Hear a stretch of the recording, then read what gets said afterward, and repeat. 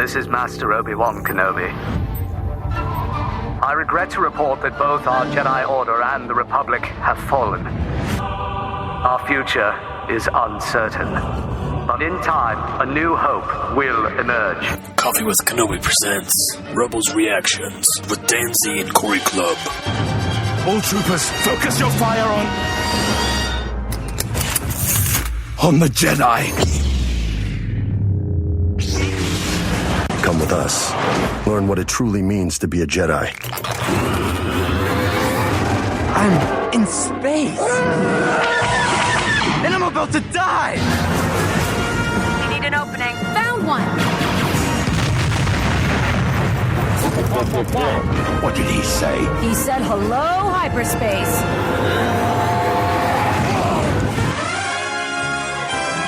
Oh, and guess what? This is the podcast you're looking for.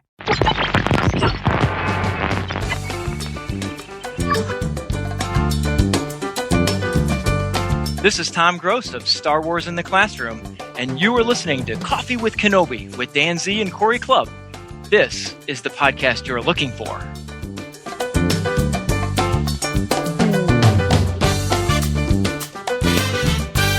Welcome to Rebels Reactions, where Coffee with Kenobi examines Star Wars Rebels through a critical lens. On today's show, we will be discussing Path of the Jedi, the 8th episode in Season 1. Joining us today on Rebels Reactions is Tom Gross of Star Wars in the Classroom. Tom is a lifelong Star Wars fan, passionate educator, and a good friend. We are honored to have him join us for a cup of coffee. Welcome, Tom. Oh, thanks a lot. Hey, and I'm honored to be here. Really, this is great. It's super cool. And full disclosure to everyone, Tom and I are friends. We work together at the same high school. He is the librarian there, and the students absolutely love him. And before he even started, the previous librarian said to me, I just met Tom, and you guys are going to hit it off. And what do you know? It has certainly come to pass. So we're excited to have you on. And in fact, usually whenever Rebels comes out, of course, I text Corey incessantly. But I also talked to Tom about what happened. And for this one, there have been a number of times we were about to talk, and we said, no, let's not do it. Let's save it for Rebels Reactions. And gentlemen, we'll dive into it. And Tom, since you're our special guest, give us your overall opinion on Path of the Jedi. Well, there's so much, and it's funny. I've watched it several times since the first episode, and I have to say that the first time I watched it, I sat down, and of course, so many times with Star Wars and Clone Wars, and I wish they were on the big screen. I mean, really, because that's how we've originally experienced Star Wars. But so I'm watching on my iPad, and and it was kind of like, and I don't know if it was the day or what it was, but I was kind of like, man, this is getting started off slow. But every time I've watched it since, I'm so disappointed in my first reaction because there's so much in this one, and some highlights for me were, the going into the cave. Well, the going into the cave idea, where he takes him to Kanan, takes him to the old Jedi temple and sends him off on his own. That was I just like flashbacks to Empire. Strikes Back, where Yoda sends Luke into the cave, and then another first impression was just how cool and the goosebumps that came on when Yoda's voice shows up, comes on, and you're just like, whoa, Yoda's talking to Ezra, and then when he's having like this dual dialogue between Ezra and then Kanan, and you're just like, wow, here's Yoda just. He's leading the way here, and that was so cool. And then, of course, the kyber crystal and the laser sword, the lightsaber at the end. Agree. Oh yeah, this is a fun episode. And Corey, what about you? What are your overall opinions on Path of the Jedi? Yeah, my first take. I was excited for the series to come back. Just coming off of a little break we had, and it was kind of on a down note a little bit from the last episode. Ezra kind of realized some things. And going to this one, it really just jumped right out, on the get go there, what the kind of the whole idea was going to be about them continuing the training and everything. And I put it this way: I got thinking about it and kind of compare it to the episode that we just left on with Ezra, kind of in that seat looking out at the stars. Oh yeah. And I thought, man, this combined with this episode is like Empire backwards a little bit. Oh wow! It's like he's gone through his trial and his test. It's weird. It's a weird kind of chop up. But I definitely had that Empire feel. Obviously they find the Jedi Temple, and they've just learned a lot about the Jedi way and what it kind of has come to pass so far. And I kind of realized that maybe Kanan is him too. He's realizing some things, and maybe he knows a lot more than we think he knows. And he's becoming a great teacher. I think he's learning along the way. So he's learning a lot too. So it's not just Ezra's journey. I also think it's Kanan's as well. Wow, look at this, man! Corey, you've been like, woo! I love the series. It's great. Yeah, I know. Well, that's good. And it's both are going to be hard to follow. Basically what I'll say is this: I loved it, and I had a similar reaction to Thomas when I first watched it. I liked it, and it was weird. We had talked about this in a previous show, but since we had recently interviewed Tom Kane, I was excited that Frank Oz was coming back because how could you not be? He's a living legend. But part of me was like, I like Tom Kane's Yoda. And so I watched it, and I really liked it. And a lot of stuff was going on when I was watching it the first time. So I watched it again. And typically what I do when I watch these shows, especially since we have our show now, is I watch it the first time and just watch it. And whatever comes to mind, comes to mind. And then the second time I watch it, I have my iPad on the right and my MacBook on the left, or it doesn't, either way. And I will pause it, every 30 seconds. And I'll just type stuff. And I'll just type notes and things. Pretend like I'm in a class. And just try to notice themes and patterns. And the metaphors in this episode and the power of what's being discussed and the implications it has far-reaching on the Star Wars universe, it's tremendous. I mean, it's not going to be a stretch to guess what my grade is going to be at the end of this little discussion. But I thought it was great. So, gentlemen, Ezra is supposed to be training. He's late to training. He's a kid. That happens. And Kanan is a little upset with him. And he says, listen, you made a dangerous connection to the Force. We need to test you. We need to test you to see if you are truly meant to be a Jedi. And then something cool happens. The logo for Rebels pops up, and it's not that usual, dun, dun, dun, dun, worst impression of the logo ever. Sorry, everyone. But it's the song from A New Hope. Mm-hmm. What did you guys think about that? Yeah, it was a little bit of a change because I feel the series maturing in itself, as it kind of started out, very much so. And I love this growth that we've seen, even just in these few episodes of the first season. There's so much going on here. It's just dynamic, and I have a feeling that even you talked about. I'm sure we'll get to the voice of Yoda. It's just a whole different feeling. I think my little 2 cents here for about Frank Oz doing it. This was the Yoda for this series. They needed to have somebody just a little bit different. Although I love Tom Kane as well. They needed something just to set apart a little bit. And this isn't the same Yoda we see in Clone Wars. It's a different arc of some sort or something. But in this just this first brief introduction we get, he kind of gets in trouble for being late and stuff. But it's almost like I felt like they've got a great connection so far, Kanan and Ezra. And Kanan himself was worried. He's like, he's on edge now. Now that he's seen this big power boost and this big momentum shift a little bit in Ezra, I think he's a little bit unsure. Scott, what about you? Yeah, that's Dan, I didn't even really consider that intro when they bring up the Rebels, the Rebels logo, and usually it's the music you so well described there. I hadn't even noticed the change, but you know what? Inside though, I did notice that, and that opening I think is really cool, and the description, Corey, that you gave of Kanan kind of frustrated and looking for him and whatnot. When they cut to the prairie and you see Ezra running, like sprinting through, what I saw there was little kid. Here's the little kid, and when you take the beginning, and I don't want to jump too far into the conversation yet, but when you take the beginning of the episode and the end of the episode where he's holding his own saber, it's like, wow, look at the shift there. And so that's really, I hadn't really thought of that music change. Well, and the music is the Twin Sons Force theme mix, and it's gorgeous. I think the thing that impresses me the most about this particular scene is that there's frustration, but it goes away. I mean, we know we're all parents. We know how it is when you're dealing with kids. They can frustrate you, but you love them and you care about them, and you can sense that bond between them. And I think as impressive to me, if not more so, is the way that Ezra responds to the very brief scolding. And he says, "Look, I want to be a Jedi. I want to be the Jedi that you see in me," which I think is a strong show the paternal relationship that they have, but also how powerful the idea of the Jedi Master Padawan is. This mentor-mentee relationship is huge. Ezra even says, look, I'm not used to the rules. You knew how I grew up, but he doesn't use it as an excuse. He's very brave, and we've seen this throughout the series so far. And I love that. I also think it's really cool that when he leaves, Kanan says, I will help him if I can. And it wasn't like a woe is me, I don't feel good about myself. He's just being honest. Look, if I can help him, I will try. There's a little doubt, but it's just honest. And Hera says, I know you can. Hera, again, being the backbone of the Ghost. And I find that really encouraging. Yeah, so yeah. So then we go to the temple, and there's the test, of course. And overall, the test is basically this. Look, there are Jedi temples throughout the stars. There are little small outposts, and the Force guides you to them. So you got to figure out where it is.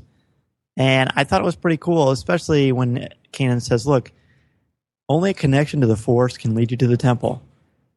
And then Ezra meditates in the Force, and he says, look, I can't give you the coordinates, but I know how to get there. And then we jump to Ezra has to figure out how to get inside. Couldn't realize they have to go in together. And then, don't look, listen. There's like 4 or 5 things here. I'm going to repeat them again because I feel like there are a lot of metaphors in this, guys. So let's look at them again. Only connection to the Force can lead you to the temple. And he says, I can't give you the coordinates, but I know how to get there. And Ezra, of course, has to be the one to figure out how to get inside. Then they realize they must go in together, and they have to listen. What do you think, guys? Wow, you went deep on that one. Yeah, you're absolutely right. I mean, I think so many times, I was just kind of looking through some of my notes when you were talking there about that, and earlier before they left, Kanan says, you need discipline, you need focus. I mean, how many times do you hear that throughout? And even Yoda says it to Kanan later on. You need discipline, you need focus, you need patience. And so this whole listening, I love that. And don't have the coordinates. And so I wondered, I don't know, when they were flying and he closes his eyes and Ezra's saying, I see a large stone, or I can't remember what he says. There's a part of me that thought, does Kanan already know this? As he, as we knew, because he put the autopilot on. Mm-hmm. But I don't know. I'm kind of, that's a tough one. It is. I didn't even think about it until the second time. Corey, what about you? Yeah.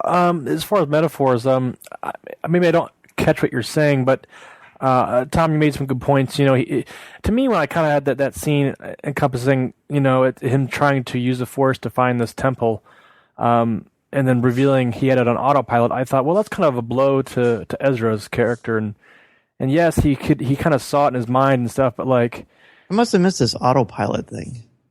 Yeah, it was. He kind of revealed that once Ezra kind of plotted out what he'd seen. The mountain structure or something like that. And then he says, oh, good. He said he used the holocron to discover it and all that, yeah. But it's not like he's known ever since they went to Lothal. He just figured out that afternoon.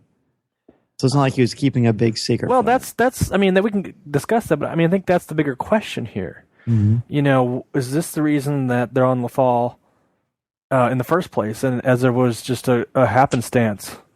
Well, Randy Hutchinson sent us an email about this. Yeah, and he says, good afternoon, gentlemen. I had a plot question on the latest episode of Rebels. And if you haven't seen it yet, please wait to read this email until after you've seen it. See, he appreciates our spoiler policy. Thank you, Randy. Yes, Randy, thank you. So in your opinion, is the Jedi Temple the reason that the crew of the Ghost is on Lothal, or is it just a happy coincidence to make it work for the most recent episode? I like to think that the crew of the Ghost has a variety of planets they could work to help, but that Hera and Kanan settled on Lothal due to the proximity of the planet, and that's why Kanan already knew there was a temple on the planet. Or maybe Jedi temples in the galaxy are a dime a dozen, like at Knights of Columbus Hall, where you can find them anywhere you go. Interested to hear your thoughts. Keep up your good work as always. Well, thank you, Randy. And he and I actually sort of saw this together. We emailed back and forth. But to me, Kanan says, look, I just found it out on the holocron. I wanted to see if you could find it. But when we came to Lothal, I didn't know it was there. So I think this is just the Force. This is the connection of the Force. The Force, a lot of the time, is really about destiny, which is very much the hero's journey. When I looked at the temple and these things like I can't give you the coordinates, but I can tell you I know how to get there. That's almost like a child. To me, this whole thing is adolescence. This whole thing is about going in as a kid and coming out a man. Now, he's not a man physically, but metaphorically speaking, and with the Force, he certainly has become a much older, wiser individual. And, you have to listen. Don't look around. Listen to your heart. Listen to your conscience. You have to be the one to figure out how to get inside. Look, I can give you the map. It's like, you tell a kid, look, I can help you try to get your diploma. I can help you to be more responsible. But at some point, you have to make these choices yourself. How do you get inside? And ultimately, what does Ezra realize? They have to do it together. He has to do it with his mentors. He goes in with his mentor because that's the learning. That's the Padawan-master relationship. But then once he's inside, adolescence comes in. It's like college. It's like Jedi college in a very quick thing with more lightsabers and more death. Skeletons, yeah.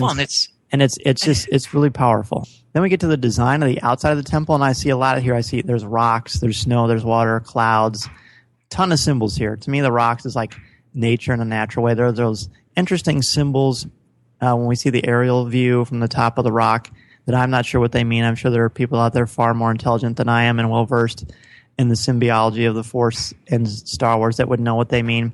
But to me, when I see snow and water mixed, of course, water is the great symbol for baptism and change. We see great change going in and out, and he has to go through water to do it.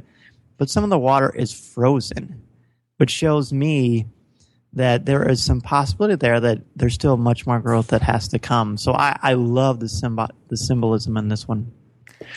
Yeah, you took it a lot further than I did. But I'll tell you this: when the temple started opening, it has that like twisting, lifting sort of movement. And I don't mean to throw in another epic trilogy here, but like a Lord of the Rings kind of feel came with me there. But what that leads me to is I had this thought that wow, this is like ancient.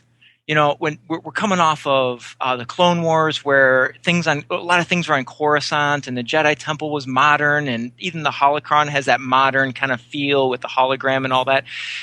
But you have to remember that the Force is not something modern. It's not it's something ancient, and so and it's an ancient earthy kind of thing. And so I was with you with the and all that. I was trying to figure out if it was prairie or what, and my mind kind of went back to Tatooine at that point, but then realized the prairie cats and whatnot, and so yeah, I noticed all of that, but this kind of makes it your comment makes it a lot clearer. Good, that's awesome. Yeah, it's so neat to look at these things through different people's points of view and multiple viewings. It's pretty exciting. Really, really good stuff. Corey, anything else about that, or should we move on? Yeah, I had a quick thought. I mean, you guys alluded to Lord of the Rings. I thought of Indiana Jones instantly. Yeah, with the skeletons. Last Crusade, maybe. At the end, just kind of a general feel of the dusty and the dirty and the the ancientness of it. Maybe Last Crusade at the end there. Sure. With the kind of the movement of the pillars and the design of it, kind of the he walks through the even like Crystal Skull, really. I guess you could say that. I mean, Ed would love that, but yes, sure. He would. It definitely had that feel to it. So obviously they're mixing that in, kind of playing with that a little bit. I think the Ezra went on that journey of finding himself in a sense that you made a connection to, Dan, becoming a man. I like that a lot. Well, and even to extend the metaphor even further, at the end, Kanan says, "Don't lose focus. I don't want this thing crashing down on us." Which, again, don't lose your focus on who you're trying to become, because life can hit you like crazy and things can fall apart rapidly. I found it interesting, and I rewound this part just to hear what pronoun he used. He didn't say, "We don't want this thing crashing down on us. I don't want this thing crashing down on us." I find that interesting that even in this, Kanan still kind of goes a little bit back and forth, even though he may not realize it, about who the test really is for. Because it really is for both of them, even though it's ultimately Ezra's and it's more about him. But there's a small part that Kanan has to play here, which I found fascinating. I was going to say also, I mean, this thing, the skeletons and stuff, maybe he had realized that, this was his test as well, to wait for Ezra to come out and whatever that may be. I mean, looking at the skeletons thinking, oh, this could be me, and that's something he hasn't dealt with yet. So it's hard to let go. Hard to let go of your definitely. kids. Yeah, there you go. I like that too. Yeah. So we're going to start the test. And Ezra shows complete faith in Kanan, absolutely complete faith. Not blind faith, just sincere respect. And he looks at Kanan and he says, "What am I looking for?" And Kanan says, "You're looking for nothing and everything." And Ezra's like, "Well, that doesn't help." And Kanan says, "I know." I thought that was so incredibly honest. The relationship between parent and student or teacher or parent and child or teacher and student is a very unique, complicated relationship. But that's an honesty that you don't often see. And I think that shows just what kind of relationship they have. I agree. And I have to say, you left off the very last line before the door shuts. And that's what he says. He says, Kanan says, "That's what my master told me." Mm-hmm. Yeah. And that's the second time that I can remember. Now, there might have been another one, but that's the second time he said that. And it makes me want. It's twice in this episode, even when they're on the ship on the way. Yeah. Oh, that's right. So anyhow, it just so and we started bringing this up a little bit earlier, and that was that so much of this story is about Ezra, but I feel like it's mirrored by Kanan as well. And so many times where I'm hoping for Ezra, but really who I'm hoping for is Kanan, because Ezra is so dependent upon him. That's a great comment. You think he's dependent on him? I think that's what this whole episode is about, isn't it? Him learning to remove himself from attachments. Well, he's making the point that not only is this for Ezra's benefit, but it's also for his own benefit. The trial. I mean, no question. I think they're both going through this trial at the same time, and they're both unknowing what's going to happen next. This is how my master did to me. Good luck. I'm just gonna. He sat here like this and waited, and that's what I have to do now. I have to force myself to do that. So it's fascinating to think about that, and just kudos to the team there, the Rebels team. The scripting and everything is just still so fluid, and the characters are so vivid, and their conversations, and just the voice actors are so dead on too. So, They nail it, and I think what's cool is, and why I think I was so excited to hear Yoda come on, and I'm sure that's where we're headed soon, but because it's Yoda not just helping Ezra, but Yoda helping Kanan as well, and I think this is going to be so cool now to watch both of them, to continue watching both of them grow together. Very much so. And then you mentioned Yoda. We're going to get to Yoda, but there's one more point I want to discuss before we get to him. And this whole little subsection here is all about fear. The test starts. Kanan shows up. Oh, I changed my mind. Of course, we know that isn't really Kanan. This was sort of a force. I don't know how that's been described, but it's not really Kanan. It's like a vision. So Kanan fights the Inquisitor. And notice every time, of course, they show the Inquisitor, the red light is on him. And then he kills Kanan rather flamboyantly, honestly, the way he flashes it around and is very ostentatious in his dueling prowess. Kills him, throws his body into an apparent dead end, like a pit. There's complete darkness. It's death, right? And Ezra gets mad and he says, "I'll make you pay. I swear I'll make you pay." And then he gets Kanan's lightsaber, and I think this is really powerful, and he becomes like impotent. It's not powerful. It doesn't work. He can't find his inner strength through Kanan. He has to find it through himself, which we see later towards the end of the episode, of course.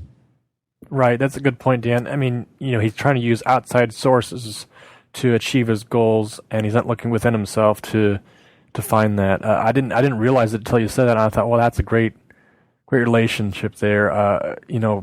As his process going through these steps in this trial. And at this point, we all kind of know, like, yes, this is his quote unquote tree moment. It seems like Luke had to learn something before he moved on, and so does Ezra at this point. Yeah, and when I think about that battle between Kanan and as Ezra put it, an illusion. He felt like this was all an illusion.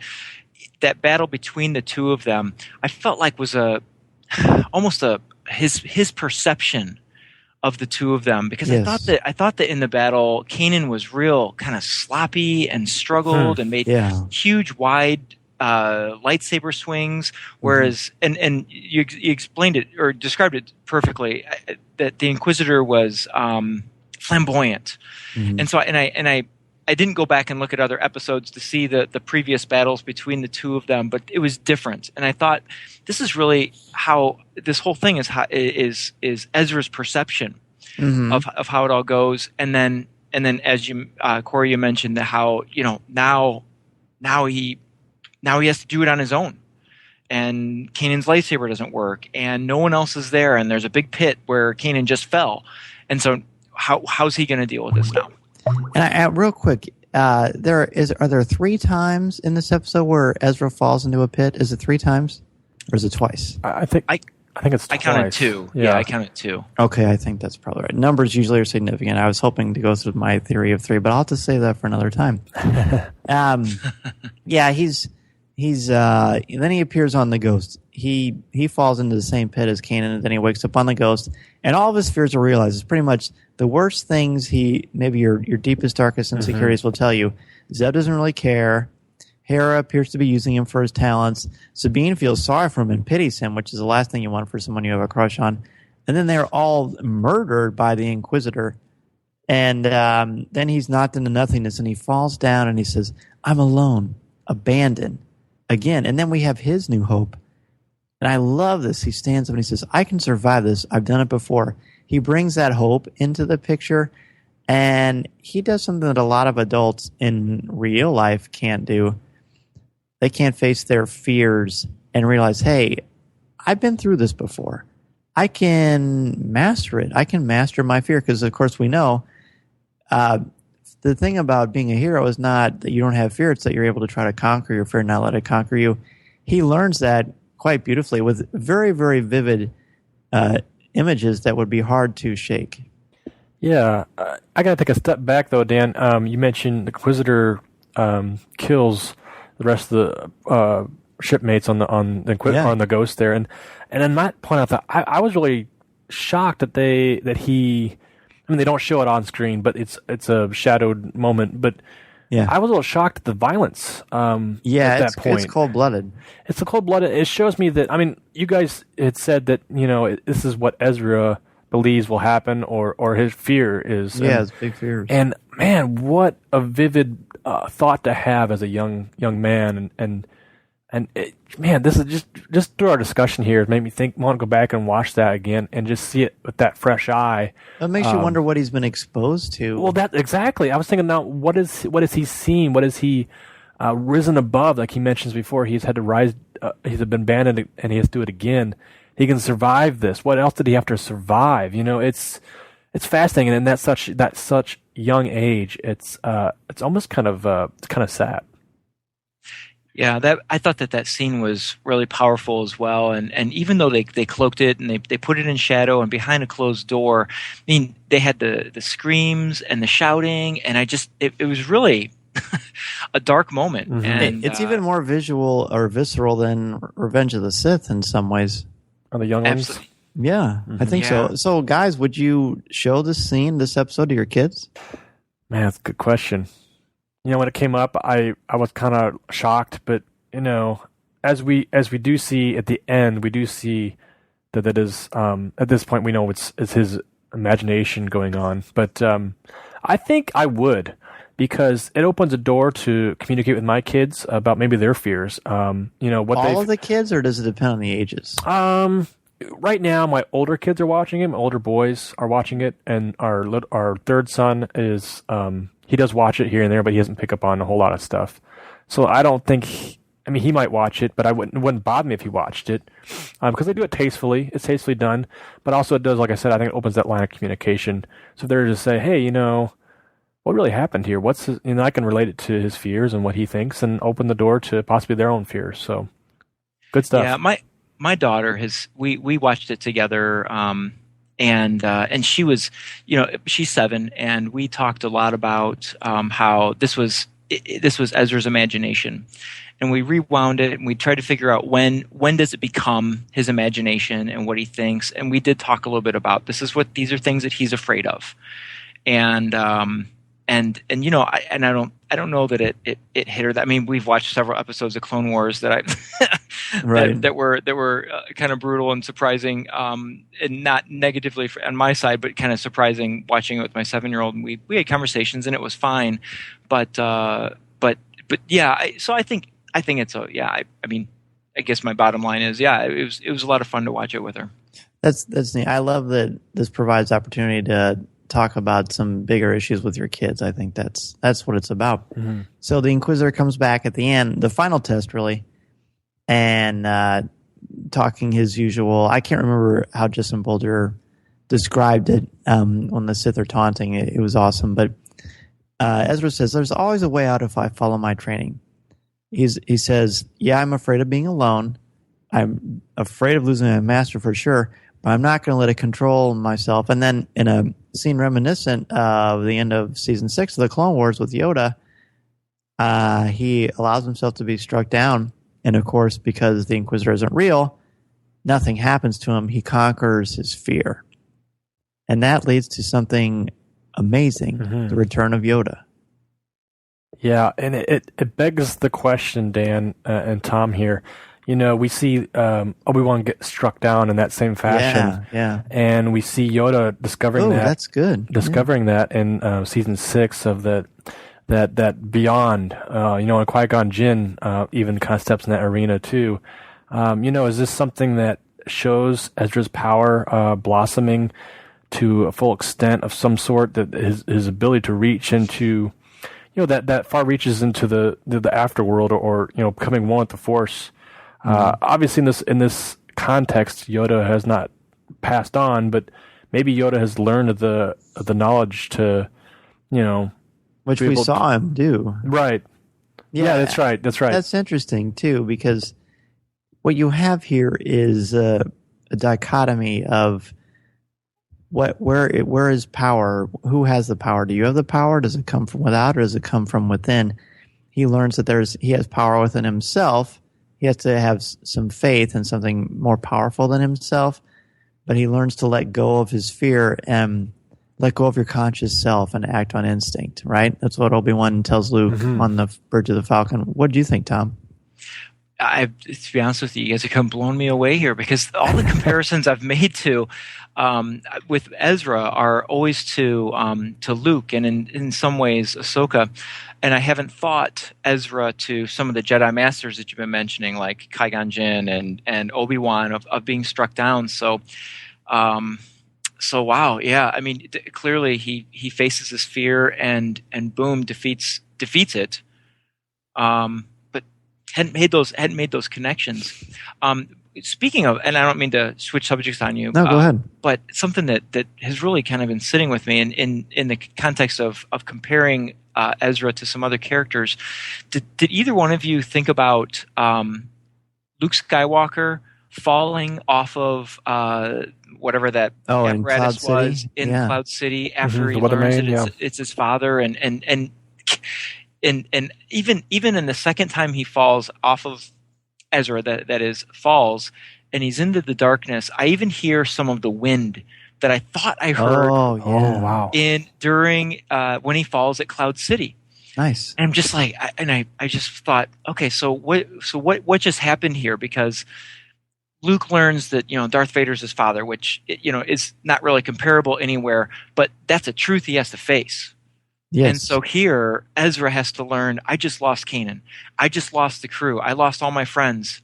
And boom, here's a truth you have to face. And he falls into this darkness, the wind blowing through the tunnel. And now what's going to happen? Luke is rescued by his friends, but Ezra doesn't have that. That's fantastic. I don't know. I just thought that was I couldn't let that go. No, you shouldn't. That's why these discussions are so cool, because you just said a couple things in Corda too that I hadn't connected dots on either. It's also pretty neat metaphorically, of course, that a number of times twice at least, he falls through darkness and comes to light. But it isn't really until Yoda shows up that we see true light. And so, of course, we have to talk about Yoda. Before we talk about what he says, let's talk about the performance of Frank Oz. And what was that like for you guys? Well, I just listened to your interview with Tom Kane, and was, I mean, just completely and utterly sold on him as as Yoda. Right. And I'm working through the Clone Wars as well.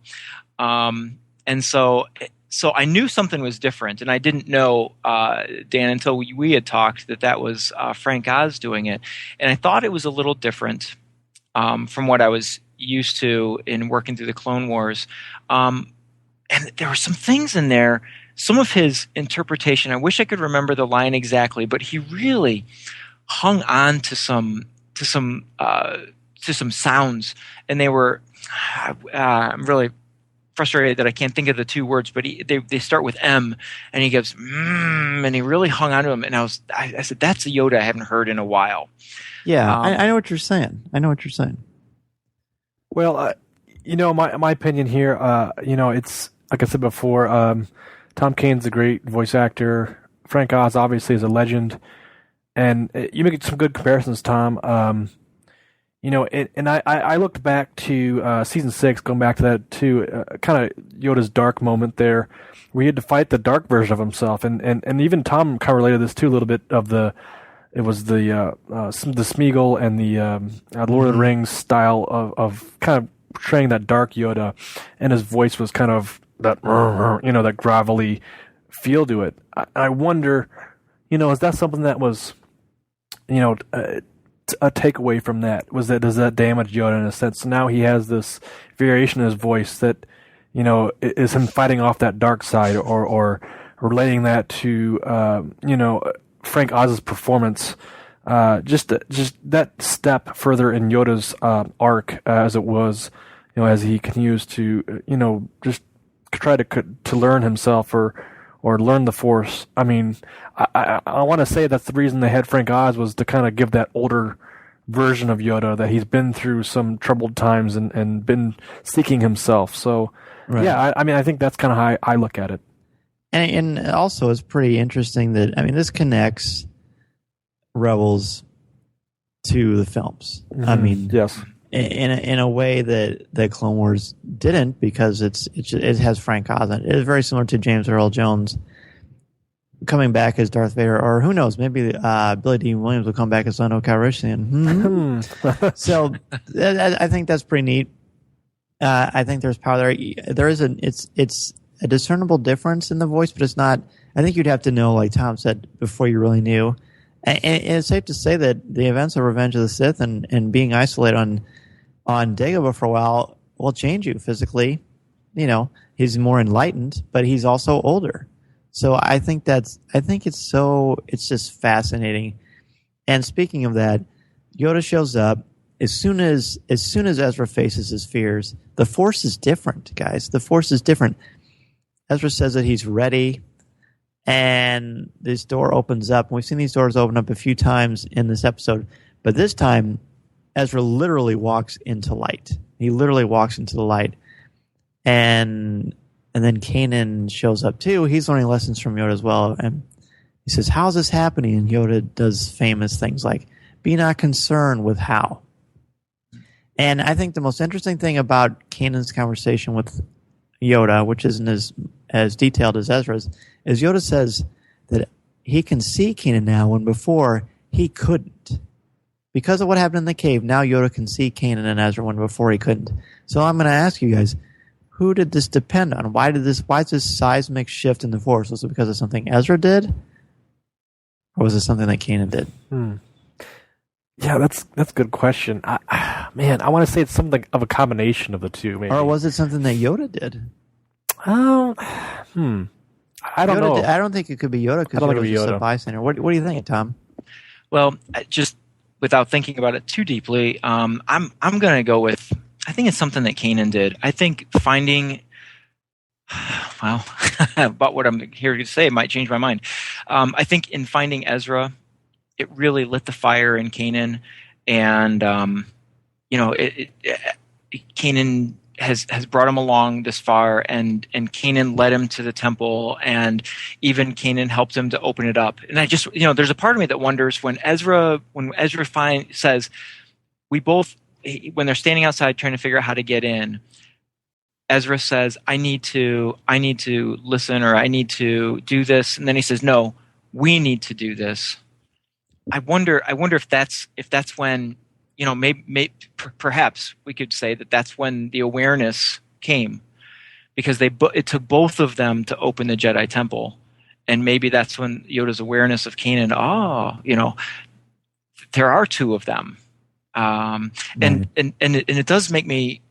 You referenced Kanan's conversation with Yoda being a little bit more vague or not as detailed, and it just makes me want to know more and more and more, because one thing that really stood out to me in that conversation was Kanan says to Yoda, "I won't let him lose his way." Pause, like I did. Yeah, I want to know more about this. And earlier he refers to his master as a she, and I don't know, maybe from some other sources we know who that master is. That's a New Dawn. Mm-hmm. Okay, so I need to get on that. But so I want to know that. So those who haven't read that will need to join me in reading that. But I want to know. What happened to Kanan. Mm-hmm. Which we'll find out in April through Greg Weisman's new comic book series. That's right. Boy. That's going to be cool. And since he helped create Kanan anyway through the series, I mean, who better to write that, right? So, Tom, we'll have to have you back on when we look at that comic book. That'll be awesome. That would be fun. So, Corey, do you think it's a combination of the two? Yeah, I think it's a combination too, because all along we've been talking about this is both their journey. They both open the entrance to the temple, and they're both going through both these feelings. Yoda's talking to both of them. The whole episode is centered on both of them. They're both their growth as Jedis. And back to what you talked about, him going to the light. I can't help but go back to A New Hope when they talk about the light side and the dark side of Obi-Wan. Sure. Before that, it wasn't really necessarily Jedi and Sith. It was light side, dark side. And, obviously, is this him coming into the light side and choosing that light side? I'd like to think so. And plus, it's literally, it's like enlightenment. I didn't mean to cut you off there. No, that's good. That's what I wanted to say about that. So, well, and so then a few interesting things happen. Well, a lot of interesting things happen. We're talking about Yoda, but I love when Ezra says "which way," and Yoda says "which way is the right way is the wrong question. You have to decide your path." Basically, comes down, you decide your path. Not your master, and then Ezra starts thinking again, and Yoda says, "Do you sense, or you feel?" And he asks Kanan that when asking Kanan what he believes about Ezra's power and what Ezra can do. Anything jump out for that for you guys? Which way is the right way is the wrong question? Some more Yoda-isms, obviously. Yeah. Some more decisive. His way of thinking is backwards, but yet it's forwards. It's almost like like you said, which way is the right way is the wrong question, and it's just man. But he's certainly not saying don't think about right and wrong, or is he? He basically, I think it's about. What do you think it's about, Tom? I'll say what I think, but what do you think, Tom? I don't know. I think it's a point when it's a time when Kanan would say, we might repeat that and say, I don't know what that means. It's just what my master told me. Yeah, there you go. Right. That's good. That's where we see the space cowboy. Yeah. But the thing that really resonated with me on that is Ezra makes some sort of a comment about, well, my master didn't tell me that, and Yoda says, oh, you do everything that your master says? Yeah, right. And which leads to that, you choose your own path. Mm-hmm. And so that's what I get out of that conversation right there. It's like Yoda saying, oh, if Kanan jumps off a bridge, are you going to jump off a bridge? Exactly, right. As far as which way is the right way is the wrong question, you decide your path. It's almost like, look, if you're a good person, trust in who you are and embrace who you are, and you'll make the right choice. It's almost like, really, if you look at it that way, then this is purely your nature, not how you're nurtured. Do you think? Yeah, I think that's a good way to look at it. I mean, even it's kind of a bad way to look at it, though. If it's purely your nature, it doesn't matter how you're raised. It's just sort of like, well, this is who you are. This is the kind of choices you're going to make. It's almost like he's probably saying both. Well, even at this point, Ezra's learned so much to look within himself, to make choices rather than just ask for, the direction. Right. So I think at this point, Yoda sees that, he can look within himself and make a better decision. Yeah, I would agree with that. Yeah. So it's all about trusting who you are, who you were born to be, and what you've learned, and that shapes the choices that you make, which again ties into you sense or you feel. And Yoda seems happy because Ezra says at the end that he feels alive, and Yoda says he's happy that he used the word feel. Why is it more important to feel versus sensing?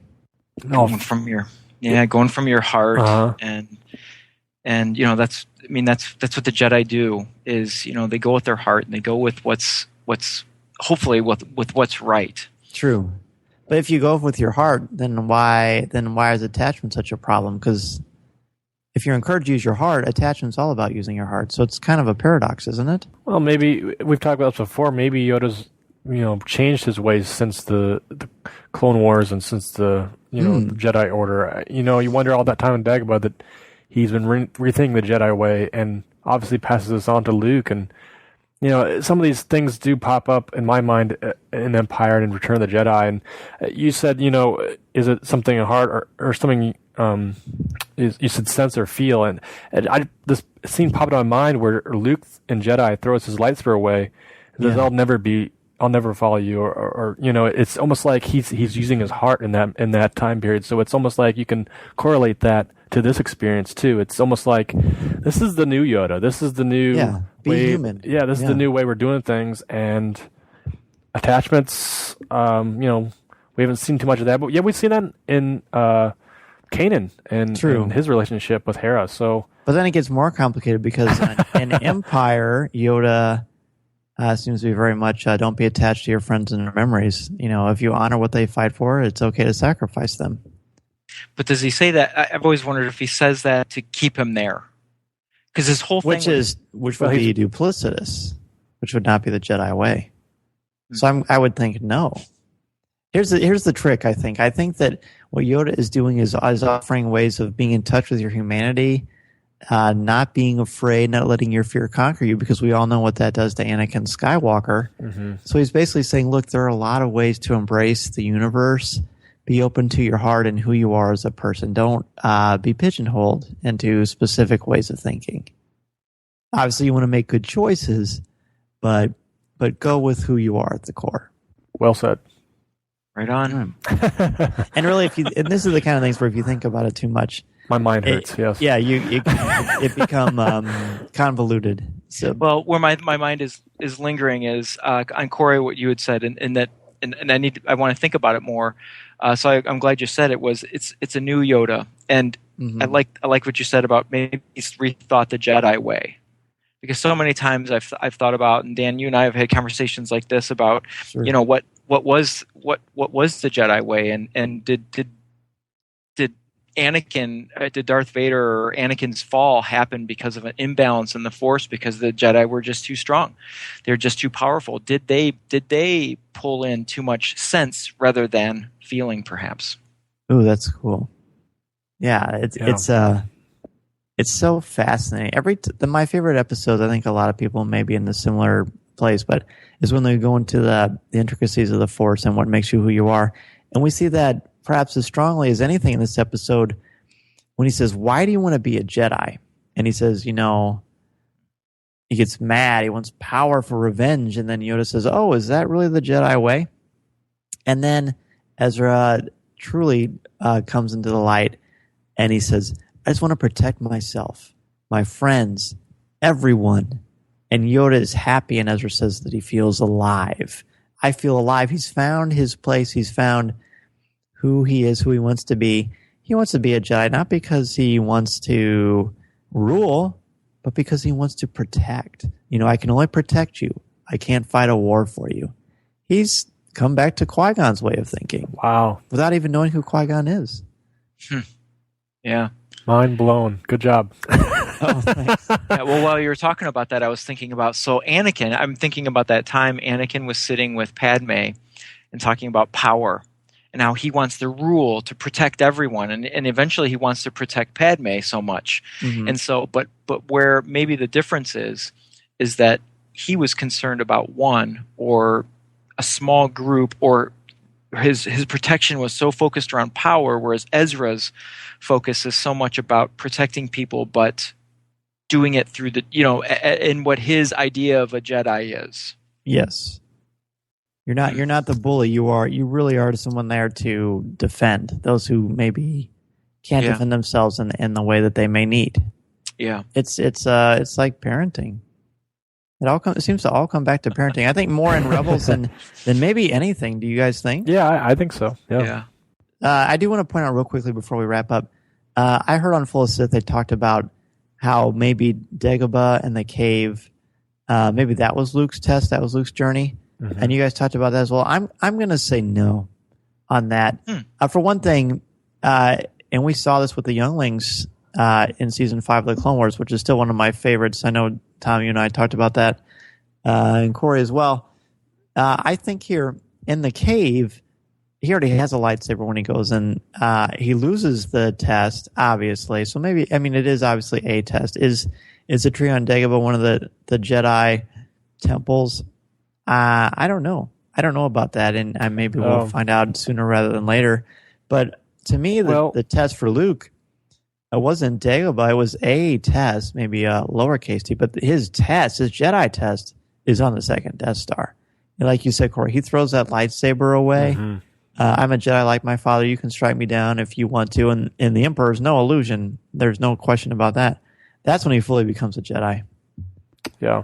Well, I'm sorry. I was gonna say even Yoda says that when he meets him in Jedi, when he talks to him, because Luke says, "So I am a Jedi," and Yoda, whoa, not so fast. And says, "One more test you have." So you're right. The capital T test is in the Emperor's room. Yeah. Or throne room. I think so. Yeah, and you mentioned Dan, and also he already has a crystal, but he confronts Vader and Empire, and after that he has to build a new lightsaber because he loses his father's lightsaber. And I hope that the comics or a future novel will cover how he ends up getting the Kyber crystal for that, because that'll be what we find out. That'd be cool. I want to take something you said about the full Sith guys talking about the tree being a temple, or maybe in that context. But they definitely speculated, which was cool. Yeah, it was very awesome. cool. Make sure you listen to the full Sith when they talk about this episode, because they have some awesome things to say. They always do. They do. In relation to the tree or the temple, it's a structure. It's a nature thing. Is that something that's somebody has to enter to learn themselves or something? I mean, would you say that maybe in those spots, in those places, not necessarily the brick and the mortar and the tree and the bark, but is that places that the Force is a little bit more stronger, and not necessarily because it's a Jedi temple, but is it built around that area because the Force is strong there, and they can go through this trial and find themselves. Not necessarily it's a building or a structure. A good question, Tom. What do you think? I've always just assumed, I guess, that the Force is stronger in nature. So not surprised that a Jedi temple is in the rock on Lothal, or could potentially be, the tree on Dagobah. I'm trying to think of other examples of, I like to think that, perhaps even the moon of Endor had some sort of special Force power because of its nature. But I just started talking and I completely forgot. It's been one of those shows, yes. Yeah, but yeah, I think I think the Force is definitely stronger in natural places. Surprising though that then the Jedi Temple through the Clone Wars would be on Coruscant. Oh yeah. Well, that too. I mean, is that just a structure just to show presence? Not necessarily most likely a place of Force, but I don't know. It's good something to think about. That is very cool. So at the end, there's just so much fun in this. Ezra says he feels alive. We talked about that, and they leave. And Ezra gets his Kyber crystal, and of course he doesn't even know what it is. So, what's that? So, wait, dude, you're gonna have a lightsaber now. Yes, every kid's dream, right? To hear that. Yes. And the last line. No, it's not the last line. It's the last line when they leave their test, and And I can't remember who says it, but they say, "I know what's in there now." Oh, I think Kanan says that. Kanan says it. Yeah, he says, "I know what's in there now." The past. So it's another powerful metaphor. Leave the past behind you. Leave your fear and anxiety behind. Move forward and be transformed. Be different. And Ezra certainly is different. He builds his lightsaber, and guys, wow. I mean, when it's built, Kanan even says, it's different, but that seems right about you. Let's have some reflections on the lightsaber. I certainly have plenty to say about it. I think it's great. I mean, I think the noise alone is really cool. I'm always excited about what it's going to sound like when it ignites. We've all kind of seen previous versions of it as a toy or something. A friend of ours dressed up as Ezra for Halloween and had a version of it. I had to pick it up and play with it. But yeah, this is definitely something different we haven't seen. It's got a full knuckled design, and rightly so. I think for Ezra. I mean, it's going to be cool to see how he uses it or when he uses it, or anything too is like you said, Dan. It's the ultimate experience of being a Jedi or being just a fan of the series or something. You always that ignition, that lightsaber, just holding it in your hands, and just that power of the being swung around and the noise and everybody jumps around and has done that. Swinging their broom handle or something like that and making the noises, and so it's definitely a huge moment for Ezra. And I know we talked to Taylor Gray. And we talked about that a little bit in our interview with him, and he didn't divulge any secrets, which I'm glad he didn't, to keep this kind of premiere for us. But it's such a moment in this series that I don't think we're ever going to forget. Yeah, I love this lightsaber, and something that I think is so unique about it. And when I'm not going to lie, I'm sitting here looking at the Rebels visual guide right now, and to get a little bit more about it. But sure. I found mine, by the way. Oh yeah, you lost it. I complained about that on 1,000 shows. I found it. It was underneath my yearbooks of all things. Anyway, sorry, go ahead. But as I look at it, I'm like, this thing is as cool and clunky as the Falcon. I mean, it's just so like hodgepodge put together. But what I think is so cool about it, that makes it so unique to Ezra, and I mean, each one is unique to each creator. But what I liked was before he came down to reveal. Each one of them said, well, Chopper gave him a power cell and Hera gave him this, and Sabine. This is all of them. This isn't just his thing. This is all of them together. And that's what's been so strong. That's what he's counted on for so long. And you think about like in the temple, Kanan dies. And then, or doesn't die, but and in his illusion does, and then the whole crew is killed by the Inquisitor, and he learns to face his fears by himself. But then he comes back and he brings them all back in, and the material result of that is this crazy awesome lightsaber that he builds. Yeah, that was exactly the thing that I was going to talk about, and I'm glad that you brought that up, Tom. Yeah, there's a little bit of all of them in the lightsaber. Hera goes through and explains who has what, who provides what. It very much makes it a community event, a community experience, and I thought that was great. The sound when he ignites that lightsaber is unlike any lightsaber I've ever heard before. Yeah. And I don't think that's an accident. Of course it's not an accident, but I think there are implications there that Ezra's different. It makes me, I mean, you can't help but speculate about what in the heck is going to happen to this crew of the Ghost, since we know there's a lot more story after Rebels, a lot more story. But it just gives me hope for what's going to happen to him. He's different. I mean, he connects. I'm going to go back and say it's Kanan and Ezra together that are able to change the Force, not necessarily change the Force, but change what's going on in the universe so Yoda can see them. And I think Kanan is a huge, huge cause of that, because he's sort of the pilot light for Ezra in many ways. But it's Ezra's choice and what he does through his test, and Kanan letting him make his test, that changes things. And now we've got a lightsaber with different sounds that can actually be used as a blaster, which, as he says, it's different, but that seems about right for you. It's pretty cool, man. It just shows again that Ezra, there's something special about him, which I've sort of known ever since I read Ezra's that book by Ryder Wyndham about Ezra, which is pretty cool. So here we are. Yeah, well, and I think Ezra is. Even though we make all these comparisons between Ezra and Luke, we're just comparing to another path. And Ezra is no Luke, and Ezra is no Ahsoka. I mean, he is so unique. And you're right. I'm really excited to see what his adventures are like, because at the same time, Kanan is no Qui-Gon or Obi-Wan.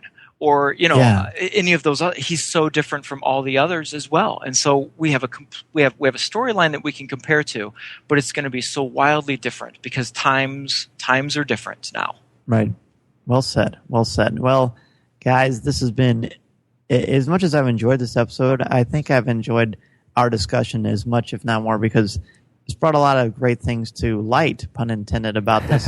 So any last thoughts or reflections on this before we give our overall grade? I'll just toss out that and this kind of goes back to the lightsaber, but when he ignited that, my daughter, I had no idea this was even in her realm of thinking when it comes to the Star Wars universe. Her first thing she says is, "It's blue." She goes, "It's the same color as Kanan's," and I was like, "Why do you think that is?" And so we had a great conversation about it. But she has been so perceptive on so many different levels that I wasn't even there. I was so excited to see it and just see it ignite and have them all looking at it. But she was so into what color was that blade going to be. Isn't that cool? That is. And so I guess my wrap on this is just how awesome this series has been, and not just for me, but for any new Star Wars fans coming into the fold who maybe have seen some others, but this is their first introduction to brand new stories. That it has just been so phenomenal. Well said. Corey, what about you? Any last minute thoughts? Yeah, you hit on the head there, Tom. This series just, going into it, I was kind of like maybe a little bit. I was excited about it, but I was kind of ho-hum because I wasn't know where it was going to go. It was set in a time we don't know about, and these brand new characters, and it was designed differently. But this series, I'm enjoying this so much, if not as much as the films themselves, only because the quality of acting, storytelling, everything in between. I'm just excited to see where it's going to go, and this is an epic episode. Mm-hmm. We've just spent over an hour at least, and I'm sure we go even further in depth of just discussing the ins and outs of things, and we even get to some of the idea of the other group or the blank Ghost. Yeah, well, the crew. I'm going to say the crew themselves. We didn't get to talk about them. They weren't too much involved in it, but they were in a certain way. But it's got so much richness to it, to the Star Wars saga and the Star Wars way. It has all those feelings just as built into the new canon, and I'm so glad it's going in such a great direction. Yeah, the only last minute thing I want to say is that Anakin Skywalker's problem is that he has visions of his friends dying, and it makes him angry. And that anger eventually leads to him committing atrocities, acts of genocide in many ways. Ezra faces similar visions, although the love is certainly a very, very different kind of love, and it's a much younger, newer love than Anakin's for his wife, as opposed to love for family. Both very incredibly important in different ways.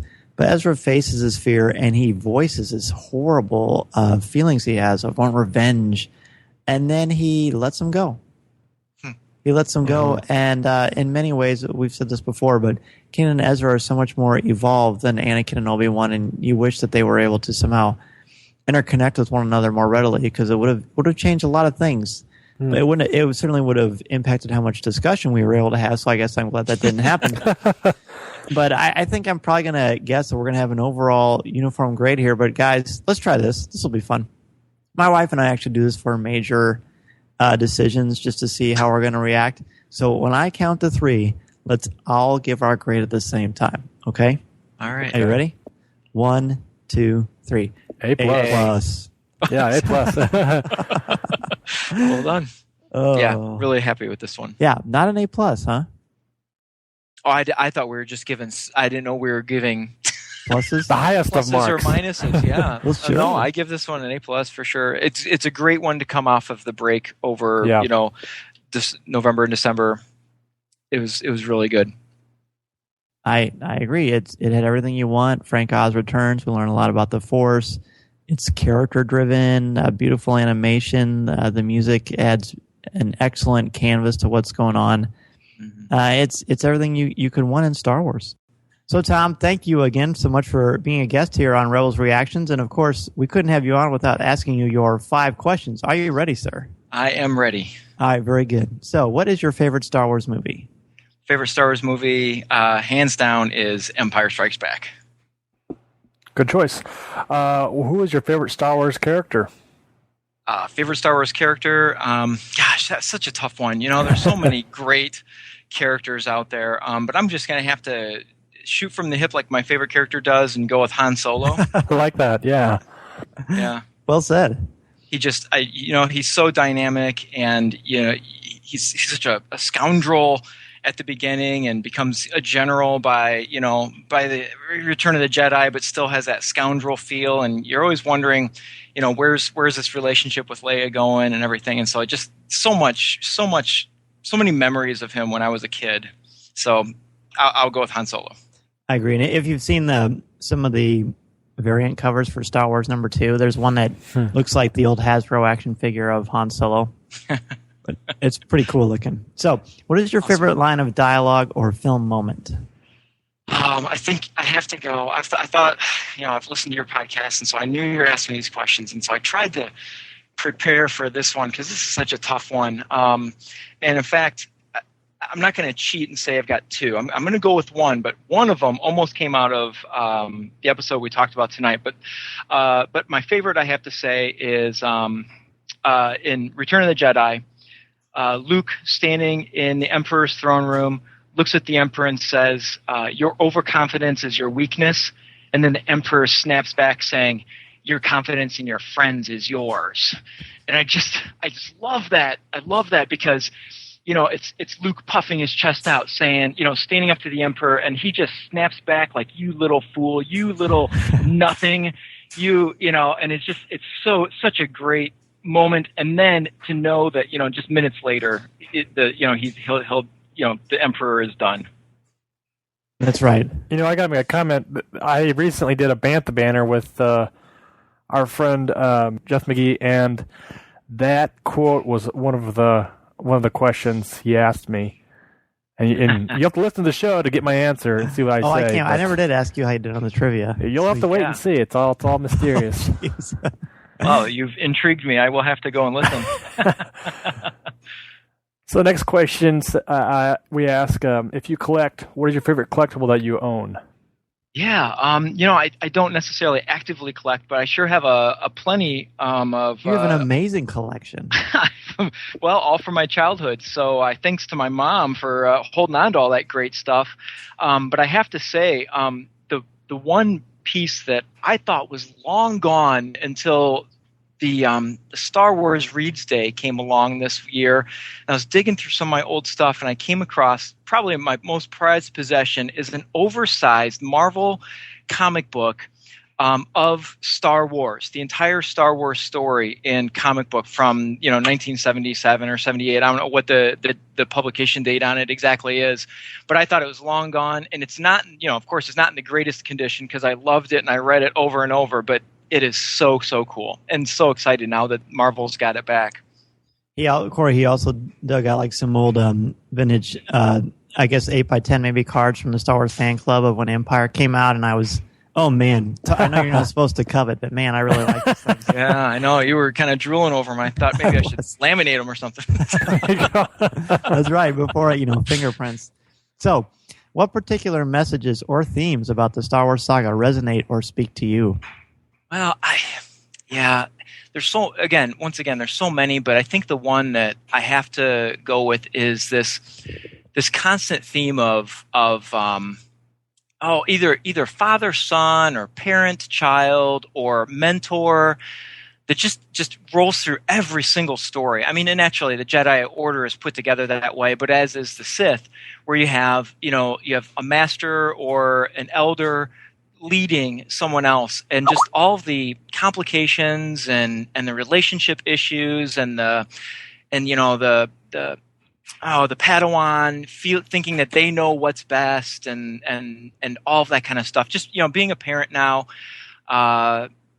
That really has kind of risen to the top when I think of Star Wars. That it's just something I think about a lot, and you guys talk about this a lot, I know, and it's so much fun to go back and watch all these shows and all these episodes and movies with my own children, and see their reactions and kind of remember my own as I'm watching them, and it makes me think about my parenting as well.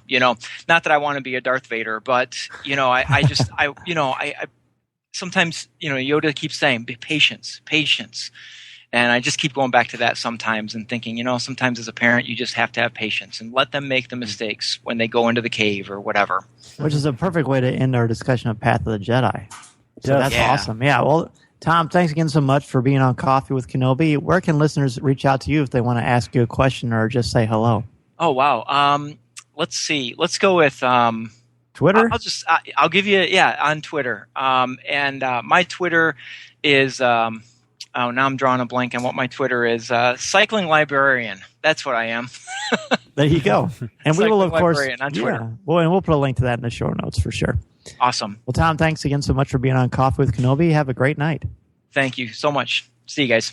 Well, kid, you pulled it off. Was there ever any doubt? Yes. Chopper, get us out of here!